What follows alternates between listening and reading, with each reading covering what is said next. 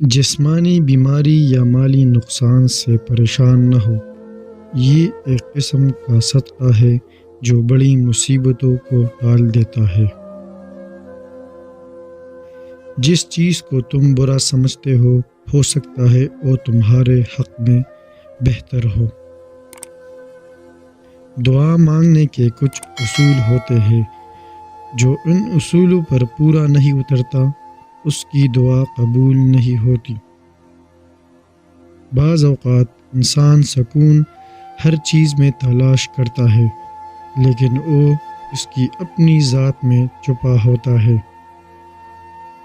اگر غرور میں مبتلا ہونے سے بچنا چاہتے ہو تو خود سے ذہین شخص کی صحبت اختیار کرو۔ برے کاموں کی سزا ضرور ملتی ہے، لیکن سزا کا انداز مختلف ہو سکتا ہے۔ اگر اچھا بولنا چاہتے ہو تو اچھا پڑھنے اور سننے کی عادت ڈالو۔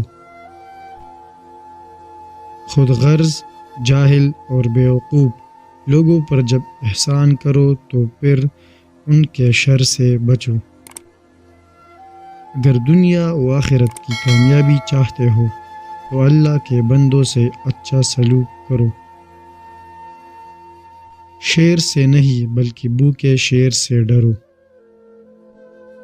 دل کی سچائی اور پاکیزگی سے کامیابی انسان کا مقدر بن جاتی ہے۔ جب انسان اللہ کے قریب ہوتا ہے تو اللہ بھی اس کے قریب ہو جاتا ہے۔ جب اللہ پر مکمل یقین ہو تو اس کی مخلوق سے نہ گھبراؤ۔ دشمن کا انتخاب اس کی ذہانت دیکھ کر کرو اور دوست کا انتخاب کردار دیکھ کر کرو۔ بات چیت کرنے سے انسان کی عقل مندی میں اضافہ ہوتا ہے، لیکن تنہائی وہ اسکول ہے جہاں سے عظیم لوگ جنم لیتے ہیں۔